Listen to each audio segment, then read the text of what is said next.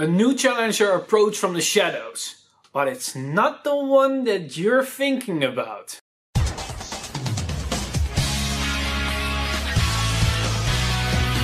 Stand up! Vanguard! Hello card fighters, welcome to the very last set review clan set thing of AL4, the strongest team, and today it's none other than Murakumo. I think this is going to be the odd sheep of the bunch, because I think it was the most hyped at the beginning when Baku was introduced, but as more and more cards were revealed and every other clans was revealed what their respective VR could do and how the clan functions, I think Murakumo has been taking basically a backseat drive on the bus drive that is AL4 strongest team.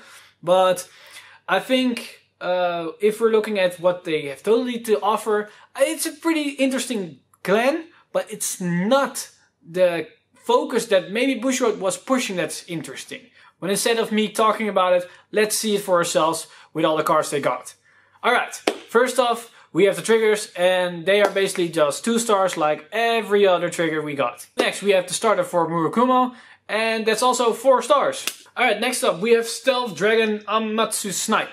And this is an interesting card that it has a continuous effect that basically functions a little bit about how an auto effect works, only you don't have to have the card on the field to trigger this effect. So if you already superior call the unit and then you call this unit, then the effect is still active and you gain the power. But note, because it's a continuous effect, it does not stack. It only triggers once, and when it's active, you will gain the power increase once, not multiple times. So it's basically a 12k attacker, and it's okay, but the way that I'm envisioning how the deck will function, I don't think it's really that great, but I can be wrong depending on how good the superior engine will work. So for now I'll give it 2 stars, but I think it could swing to a 3-star card. Alright, next up we have Stealth Rogue of Silence Shimameru.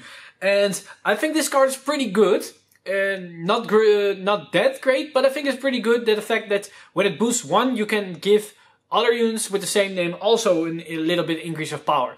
And how I've envisioned that Murakumo will function at best is that this card is pretty decent in the way that you will have a lot of cards with the same name as Mandala Lord, because you have a grade 1, a grade 2 and a grade 3 that all share the same name. And if you can use this card to boost one of those, you can pick which one you want to increase their power a little bit even further. And if you have multiple of these in the back row, you can basically give a lot of extra free power.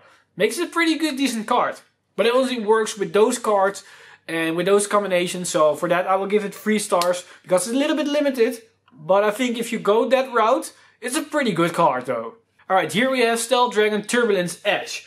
And this is one of those 3 cards of the Mandala series. And we have this one that can turn itself and every other grade 1 with this name into basically a Mandala Lord with the name. And it also gives all the Mandela Lords on the Vanguard and Regular Circle plus 3k power. So an extra increase of power. And when we add all these little plus 3/+3s on the field, that can generate in a lot of strong attacks and a lot of attacks. So that's pretty good. And so if you combine this one with the grade 2 and the grade 3 Mandela Lord, it's a pretty decent card, and that's why I will give it 4 stars. Alright, next up we have the vanilla card. And I think in this case I will give it 3 stars, because there aren't really that lot of cards I will say that you need to run those. So making just a 9k vanilla will help the deck a lot, and it's just great for defense and also offense. Next we have Stealth Dragon Imitation Mandala, and this is grade 2 of the Mandala Lord series. And this one is basically, it becomes a Mandala Lord, but it can also, if you have enough on the field, it can gain boost. And because it has boost, you can use as you can place multiple copies on the field. You can have the grade 1s in the front row, or this one in the front row, and then it can also be in the back row. You can have them on the axle circles, you can have the grade 3s. So you are very versatile in how you can place, where you want to place these cards. And you basically want to have as much of these cards on the field. If you combine it with the grade 1 that gives all those Mandela Lords plus 3k power. So that makes the card very useful and very good. And I will give it 5 stars for that, because you can, even if you only combine this one with the grade 3, it's very good. and you can also combine it only with the grade 1. But because it has boost, and it can basically put anything on the field, and it makes basically the field very open for a lot of options. And a 9k booster that can become a 12k booster in combination with another strong thing can be very useful. So that's why this one's definitely 5-star in my eyes. Alright, next up we have Stealth Fiend Hyakume Shadow. And mostly I'm not very fond of grade 3s with a drive check effect, if itself is drive checked. But in this case it's a pretty okay card, because Murakumo doesn't really have any kind of multi-tech options in the form of what we're used to as the other extra clans that have restanders or things that will activate mid-battle and that will generate more rearguards or something like that. Murakumo doesn't really have that. This is their closest thing they will get to that. And that makes this card actually viable in the case, because if you attack with the rearguard on the Axle Circle, then attack with the Vanguard, and you would drive check this thing, you can put that thing on the Axle Circle and then attack again for 22k attack. So that's actually pretty decent if you ask me. Or if it was behind a fake Mandala, Mandela Lord, you can then use the booster behind if your opponents get a trigger, because it maybe is just a little bit more than 10k that you have to get over the edge if you were facing maybe a Force Clan player. So I think it's pretty decent. And for that we'll give it 3 stars. You can depend if you want to run it. I don't think it's odd to run maybe 1 or 2 copies, but running it without it, running a deck without it is also fine. Alright, next up we have the Vanilla PG, 2 stars. Next we have Million Red, Stealth Beast Million Red. And I'm not really that fond of the card, but it can help with generating more rearguards on the field without wasting your hand. So for that it's fine. But wasting a counterblast to get a 4k unit out on the field, it's not really that great as a booster. And if you put it on an Axle Circle, it's a 40k, so it barely hits the Vanguard, but it still hits, so that still counts. But it wastes a counterblast, so I'm not really fond of it. I still give it 3 stars though, because it's still an extra rearguard and it doesn't waste a card from your hand. So that's something.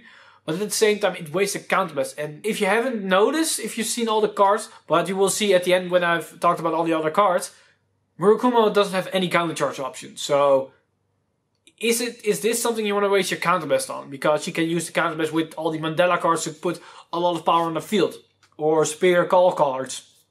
So depending on what you want to do, it's an okay card, but I'm personally don't really like it. Alright, next up we have Left Arrestor. And this is going to maybe shock some people if they are in the Zanbaku camp for Murakumo. But this card is a 2-star in my opinion. Because it's a 9k grade 2 that can become a 14k grade 2 if you have a certain other grade 2 on the field that isn't really that great. So it's basically a 9k vanilla that can become a 14k for a Soul Blast. So 4 resources, and then it gains a 5k. But only if you have a certain other card, a specific other card. And that makes it not really great. And even if you are keeping in mind the combination that you have with Zanbaku, it still doesn't excuse itself for that. Itself is a terrible card. It's only a 9k vanilla, and in some cases it can become a 14k with a Soul Blast. We have other cards that can do basically more for a Soul Blast. So I only give this card 2 stars for that. We're going to look at the other cards, the other Arrestor and Zanbaku, and we'll go in more detail when I'm talking about the VR with Zanbaku, why I give those cards their specific rating. But they're not going to be the thing that you are expecting. But more on that later. But not later for right Arrestor, because that's the next card. And you can see the skill with this condition and how it works. The issue that I have with this card is that it's a counterblast 2 and your opponent cannot stand in their next stand phase. That sounds very bad, but counterblast 2 to force them not to stand isn't really that great, because they can just rewrite. And a lot of cards, a lot of decks will have a grade 3 available for that situation. Especially if they're facing against this clan, they will keep that in mind. that they will keep a grade 3 in hand for those situations. And if you're facing off against Oracle Finting, for example, they will always want to have a grade 3 because they want to keep riding their Imperial Dollar, so nothing changed for them. And you can set it for a lot of other clans. But to be able to use the skill, you also have to be on a specific grade 3. So if you're not sitting on that thing, this card is a dead card. And because this card becomes a dead card, left Arrestor will also become a dead card. So that's not ideal. But I'd still give this one 3 stars because eliminating your opponent not riding is a little bit, not standing is a little bit annoying if they don't have a grade 3. And that will lock them out for a lot of power and a lot of pressure. So that makes the card somewhat good. Alright, next up we have Stealth Beast Bloody Mist. And it's similar to Million Red. And the same for Million Red. I'm not really fond of the card. And now it's a grade 2. And it becomes a 5k grade 2. And in case this is a grade 2, so you cannot put it behind in the back row as a booster. It's basically a 5k attacker or a 50k attacker for a counter blast. That does not excuse him for any kind of situation. That's why I'd only give this one 2 stars. I don't think this is a good card. Maybe it will work. It helps by putting more rearguards on the field. But then again, they're just open for your opponents the next turn. Because in most cases, you will not put out a pressure with it unless you call it on an Axle Circle. Alright, next up we have the Sentinel PG. 5 stars for this one. Alright, now we're getting to a very interesting card. And one that I actually like, and that's Twin Sword Musashi. It's just, it's the same as the Mandela skill, that they need to put more riggers on the field. But this one revolves around that you need to have more riggers on your opponent. And I think this is very, very easy to accomplish because there are a lot of superior call options for Murakumo. Maybe in this case, if you're focusing on this card, then Million Red and Bloody Mist becomes a lot more viable. But if we're looking at the card that comes after this one, we have a better option to superior call a lot of cards, and it makes the card more viable. But also the fact that it gains 5k, so it will hit on its own, not even on an Axle Circle, will hit a Force grade 3. So that makes the card pretty good actually. And that's why I'll give it 4 stars, because in most cases it will be useful, and it's a grade 3 with an Axle marker, and it works on the Vanguard as on the rearguard circle, so it doesn't matter where it is, it's still useful. So that's why I think it's a great card. That's why I definitely give it 4 stars. Next up we have Convert Demon Dragon Mandela Lord, and this one rounds up the archetype for Mandela Lord with grade 1 and grade 2. And he has 2 very good skills that works very good in tandem with the other Mandela cards. And also some other utility options like the grade 1 that will give power when it boosts and it gains multiple units with the same name. And one is that it can superior call 2 units with the same name. It can either be the grade 3 or the grade 2, because the grade 2 is a Mandala in deck. Not the grade 1 though, that will only become a grade 1, become a Mandala when it's on the field and use its skill. But you can call 2 rearguards for a counterblast and a soul blast, so that's actually pretty effective. It's basically the same amount of cost for the Pale Moon one. The other skill is that you can even power up all the Mandala cards with when you put something in the soul. So you can give every Mandala plus 3k. Then you can even combine it with the grade 1 that also give all the Mandala plus 3k. So if you keep adding all those plus 3, plus 3, plus 3, and you have maybe the grade 2 as a booster, then you can suddenly see that you can generate a very powerful field with only a couple of resources. And that is in my opinion, I think, the way that Murakumo is going to be played the most efficient and effective way.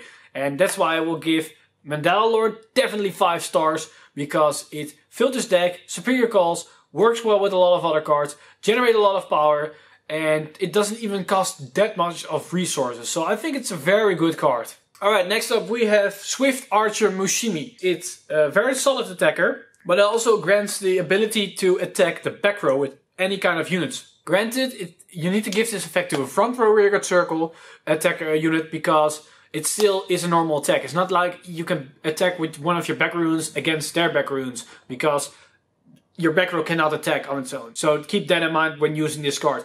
But what makes this card very useful is in a situation where you cannot build up a lot of high power columns, then if your opponent's putting one trigger, you cannot hit them anymore. You can attack the rearguards and that's about it. But at a certain point, they don't have any rearguards and you're just passing the turn. But with this, you can at least still attack put out an effort to kill maybe a back row unit that is vital for their combos. And that can either cost them a card from hand, or that will cost them a combo grade 1 in the back row. So that will make this card a little bit more useful in most situations. So that's why I think this card is very good.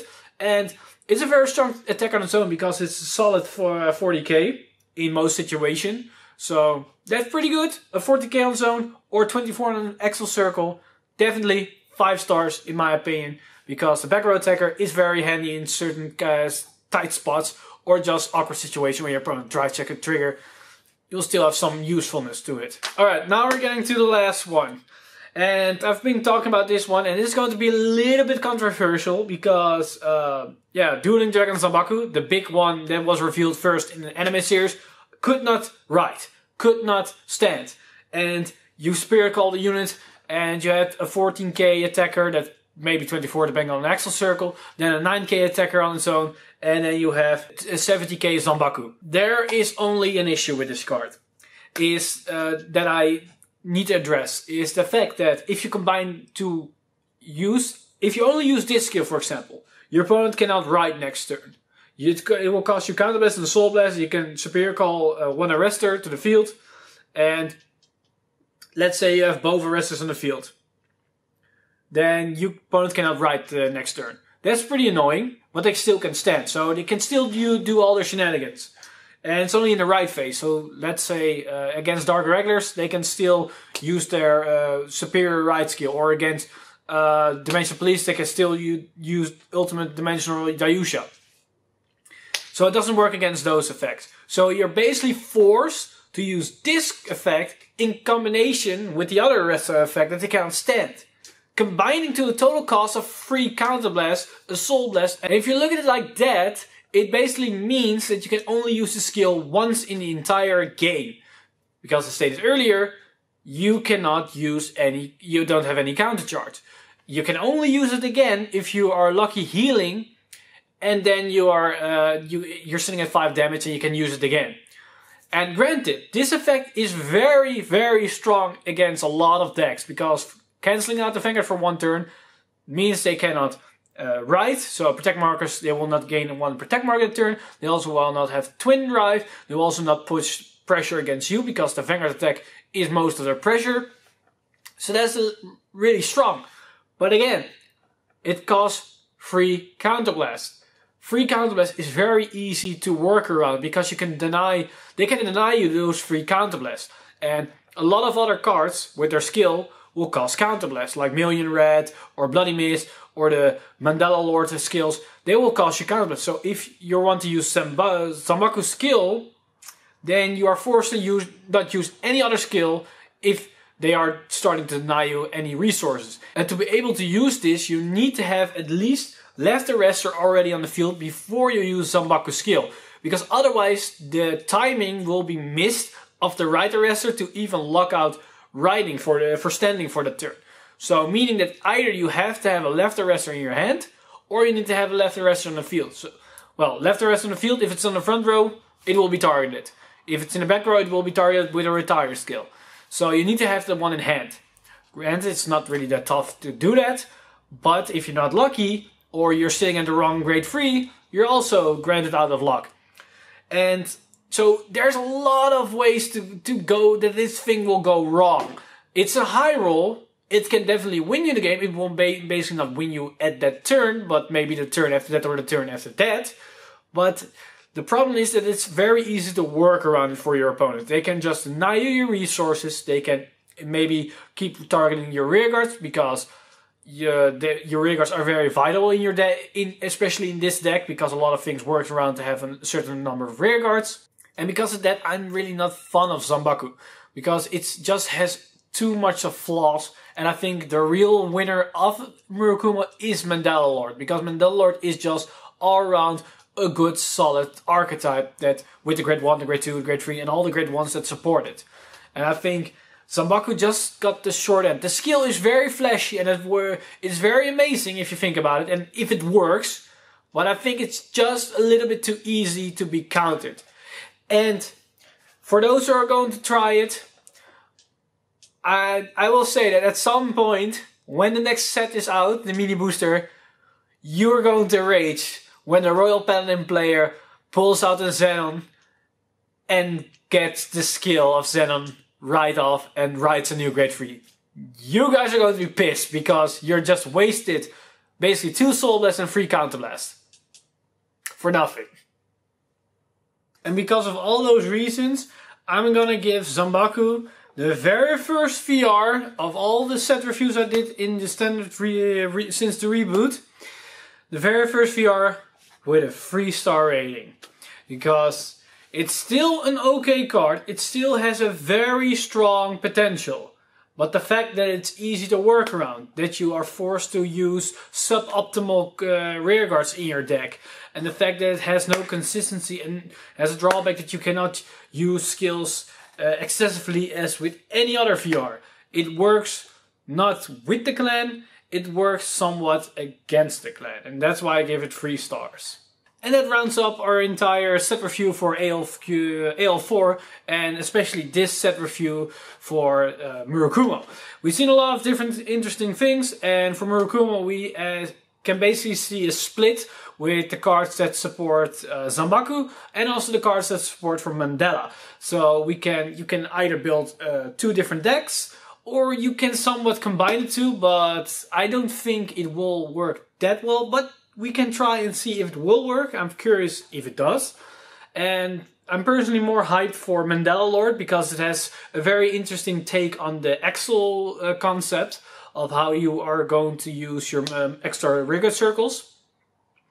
And yeah, I'm curious of what you guys think of the cards for AL4 and what Murakumo got, and if you agree with my ratings on this video or on all my other set review videos, and what you think of Baku. Does it deserve my lowest rating of a 3-star rating? And mind you, a 3-star rating doesn't say it's a bad card. It's still a good card. But it's bad, in my opinion, in the class of the VRs. Because I think Mandela Lord should have been the VR and Baku should have been the support grade 3 triple R version, or double R in case of Mandela Lord. So let me know what you guys want to see next in upcoming videos. So leave them down in the comments down below for your suggestions and I will get to do that. So as always guys, I'm Mr. Time Leap and I see you guys in the next one.